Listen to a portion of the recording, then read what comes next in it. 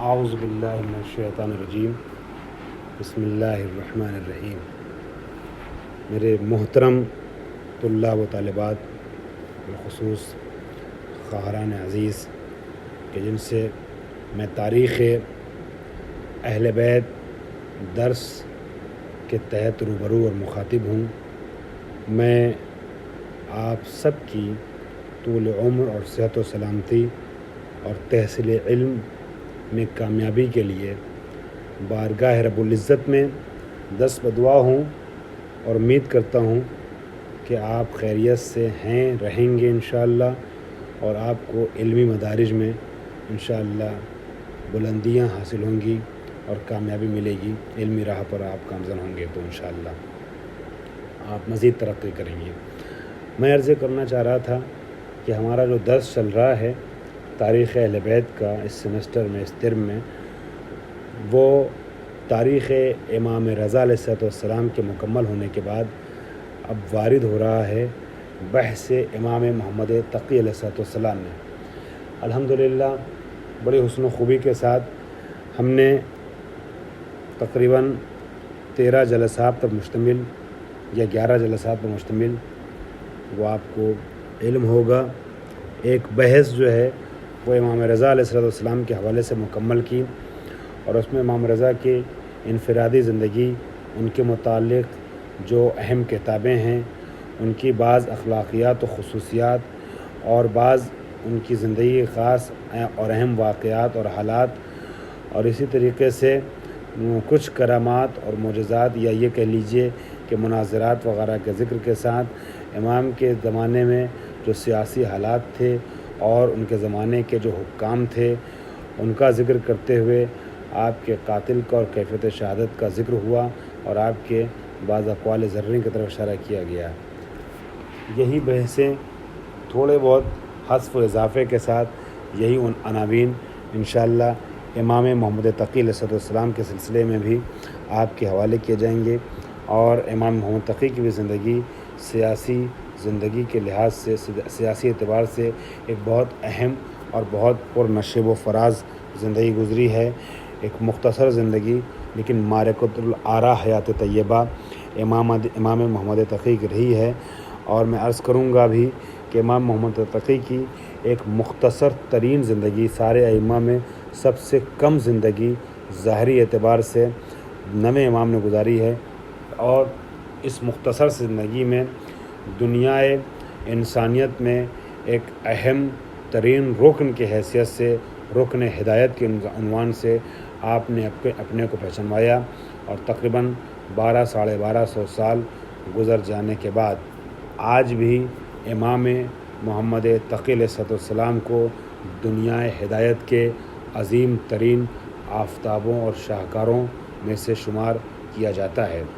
امام محمد تقی کی زندگی 25 سال کے اوپر محیط تھی، مگر یہ 25 سالہ زندگی ہزاروں سال اور سینکڑوں صدیوں کے اوپر احاطہ کیے ہوئے تھی معنوی اعتبار سے اور اپنے کرشماتی انداز کی بنیاد پر۔ امام نے اس مختصر سی زندگی میں ایسے حالات سے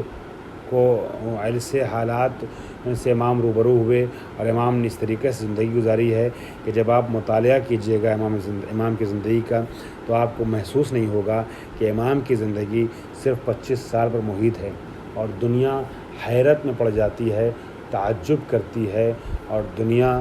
محو حیرت ہے آج تک کہ کیسے اس 25 سال کی زندگی میں اس انسان نے ہزاروں سال پر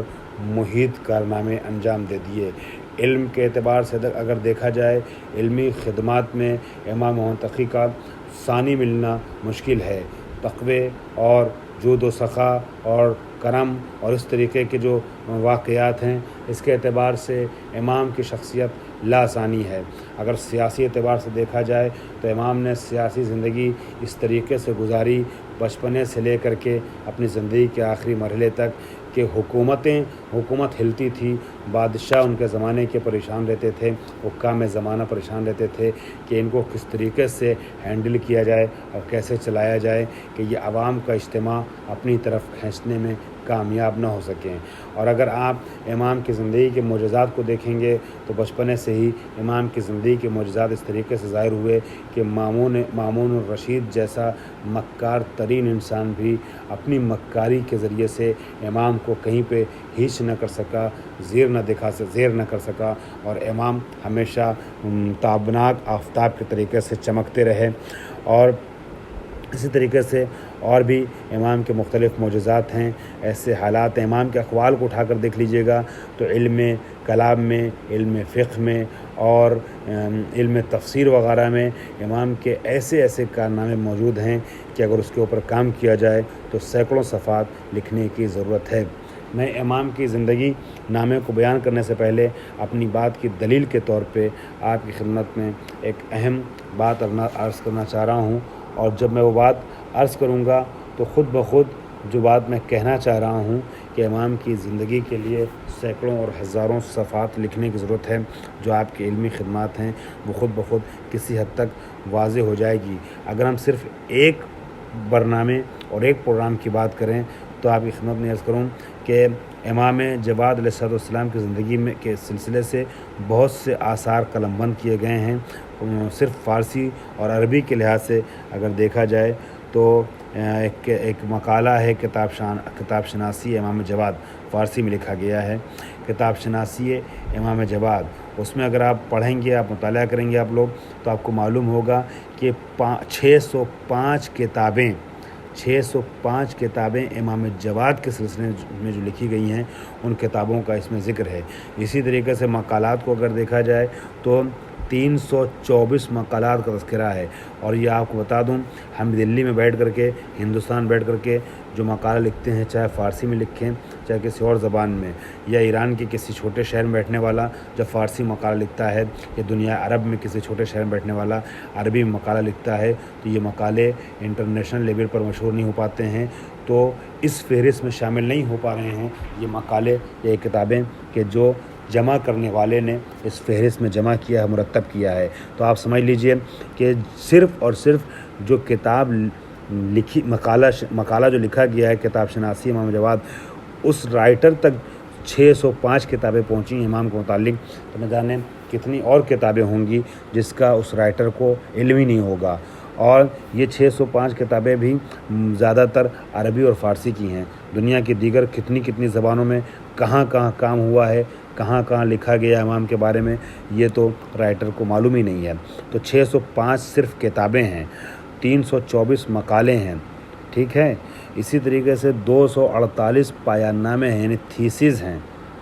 ٹھیک ہے، تھیسز ہیں کہ جو میں نے خلط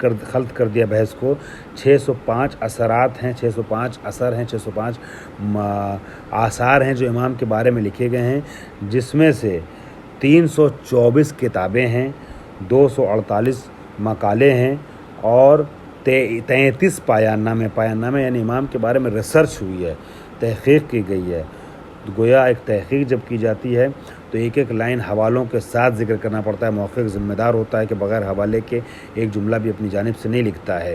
جب کچھ ان کے بارے میں لکھ رہا ہے تو۔ اور 400 500 1000 صفحے پر مشتمل تحقیقات ہیں جو پایان نامے کی شکل میں امام کے لیے لکھی گئی ہیں، ٹھیک ہے۔ تو یہ سب چیزیں اگر آپ دیکھیں، اور اس میں بھی 474 کتابیں یا 474 آثار جو ہیں عربی فارسی زبان میں ہیں، 122 جو ہیں وہ عربی زبان میں ہیں، ٹھیک ہے، اور 9 صرف دوسرے زبانوں کا اس میں ذکر ہے۔ تو ایران کا لکھنے والا رائٹر ہے جو مقالہ لکھ رہا ہے، تو اس تک چونکہ ایران میں ہے تو 474 کتابیں فارسی کی پہنچی ہیں، ورنہ عربی میں جو 122 ہے یقیناً عربی میں سے زیادہ ہے۔ دنیا کی اور زبانوں میں جو 9 اثر ہیں امام کے لیے یقیناً اس سے زیادہ ہیں۔ ہندوستان اور پاکستان میں برصغیر میں اردو میں نہ جانے کتنے مقالے امام کے سلسلے میں لکھے گئے ہیں۔ ہم لوگوں نے جو خود یہاں کئی مقالے لکھے ہیں اور یہاں کے میگزین میں چھپے ہیں، وہ ظاہر سی بات ہے اس مقالہ نگار تک نہیں پہنچے ہیں یہ مقالے جو امام کے لیے لکھے گئے ہیں۔ پتہ یہ چلا کہ صرف اور صرف ایک رائٹر تک جو مقالے پہنچ پائے ہیں، جو آثار پہنچ گئے امام کے سلسلے میں، وہ 605 آثار ہیں جو امام کے بارے میں لکھے گئے ہیں۔ اس لیے میں آپ سے عرض کر رہا ہوں کہ امام کی زندگی کے اوپر اگر باقاعدہ روشنی ڈالی جائے تو ہزاروں صفحات بھی لکھے جائیں تب بھی کم ہے۔ اب آئیے میں اتنی تمہید بنانے کے بعد آپ کی خدمت میں ایک بات اور عرض کرنا چاہ رہا ہوں جس کے لیے تمہید بنائی تھی، مگر وہ بات جو اب عرض کرنا چاہ رہا ہوں وہ اصل میں تمہید ہے اس بات کے لیے کہ جو میں اب پیش کرنے جا رہا ہوں اس کے لیے تمہید ہے۔ وہ کیا ہے کہ آپ کو امام کے سلسلے میں کتابیں پڑھنا ہے، مطالعہ کرنا ہے۔ میں نے پہلے جلسے میں بھی اس طرح کی بات آپ سے کہی تھی کہ اگر آپ کا امتحان ہوتا ہے تو ہر امام کے لیے 10 سے 15 کتابیں، چاہے مخصوص امام کے نام کی ہوں یا وہ کتاب جو ائمہ کے بارے میں لکھی گئی ہیں۔ 5 کتاب مثال کے طور پہ 4 یا 5 کتاب خود امام سے مخصوص، 5 7 10 کتابیں ائمہ سے مخصوص، یعنی صرف ایک امام نہیں، مشترک طور پہ ائمہ سے مخصوص۔ اس طریقے سے 10 12 15 کتابوں کے نام آپ کو رائٹر کے ساتھ یاد رہنا چاہیے۔ اگر امتحان ہوا تو اس میں ایک سوال یہ بھی ہو سکتا ہے اور عین ممکن ہے کہ یہ سوال ہو، لہٰذا میں کچھ نمونے کے طور پہ کتاب بتا رہا ہوں۔ یہ جو گزشتہ درس میں نے کتابوں کا نام لیا تھا اس میں کچھ کتابیں خود صرف امام رضا علیہ السلام سے مخصوص تھیں، جیسے عیون و اخبار رضا کا ذکر کیا تھا، لیکن کئی کتابیں ایسی تھیں جو امام رضا سے مخصوص نہیں تھیں۔ ان کتابوں کو بھی آپ یاد کیجئے گا، ان کے نام پھر سے ریپیٹ کیجئے گا، جیسے حیات فکری و سیاسی ہے امامان شیعہ جو رسول جعفریان کی تھی۔ اسی طریقے سے منتہی الاعمال کا میں نے ذکر کیا تھا شیخ عباس قمی کی، اثبات الہدات شیخ العاملی کی میں نے ذکر کیا، سیر پیشوایان مہدی پیشوائی کی جدید کتابوں میں، اور اسی طریقے سے کچھ اور کتابیں الاحتجاجات تبرسی، ہر امام کے لیے یاد رکھیے گا، کئی اماموں کا اس میں جو ہے وہ احتجاج یا مناظرہ وغیرہ پیش کیا گیا ہے۔ اس کے علاوہ کچھ کتابیں اور اپنے ذہن میں محفوظ رکھیے گا۔ ان کتابوں میں ایک کتاب جو ہے وہ تاریخ الائمہ، یہ ابن ابی سلج کی تاریخ الائمہ، یہ کتاب آپ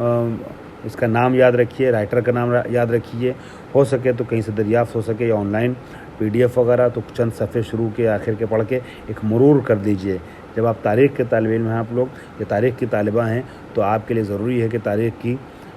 جس موضوع پہ آپ کام کر رہے ہیں کچھ کتابیں آپ کے ذہن محفوظ رہیں۔ اور اسی طریقے سے کشف الغمہ فی معرفت الائمہ، یہ اربلی کی کتاب ہے، کشف الغمہ فی معرفت الائمہ۔ اس کے بارے میں کچھ چیزیں آپ لوگ معلوم کیجئے انٹرنیٹ سے کہیں سے بھی، اور کچھ چیزیں اس کے بارے میں نوٹ کے طور پہ تحریر کیجئے۔ ہمارے لیے یہ کتاب اس لیے اہم ہے، معتبر ہے، اور یہاں میرے گھر پہ تو ابھی موجود نہیں ہے، مگر میں نے ایران میں دیکھا ہے، لائبریری میں موجود ہے، مطالعہ کیا ہے۔ ہمارے لیے اس لیے خاص ہے یہ کتاب کیونکہ ہمارے استاد آیت اللہ وحید خراسانی اکثر جب وہ درس خارج دیتے یا تقریریں کرتے کرتے ائمہ کا ذکر پہ آتے تھے یا امام زمانہ کا ذکر کرتے تھے تو اس کتاب کا حوالہ دیتے تھے، اس لیے مجھے اس کتاب سے عقیدت ہے۔ آپ بھی اس کتاب کا مطالعہ کریں یا اس کتاب کے بارے میں مطالعہ کریں، ٹھیک ہے۔ اسی طریقے سے آپ کو 2-3 کتابیں خود امام کے سلسلے میں 4-6 کتابوں کو پڑھنا پڑے گا اور دیکھنا پڑے گا، اس کے بارے میں کچھ جاننا پڑے گا۔ میں نمونے پیش کر رہا ہوں، مثلا جعفر مرتضی عاملی عصر حاضر کے بہت بڑے رائٹر ہیں جن کی الصحیح من سیرت النبی الاعظم، الصحیح من سیرت النبی اعظم بہت مشہور کتاب ہے، معرکۃ الآراء کتاب ہے۔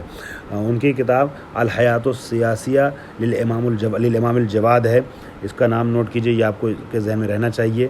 کہ امام کے سلسلے میں کتاب جعفر مرتضی عاملی نے لکھی ہے۔ اسی طریقے سے موسوعۃ الامام الجواد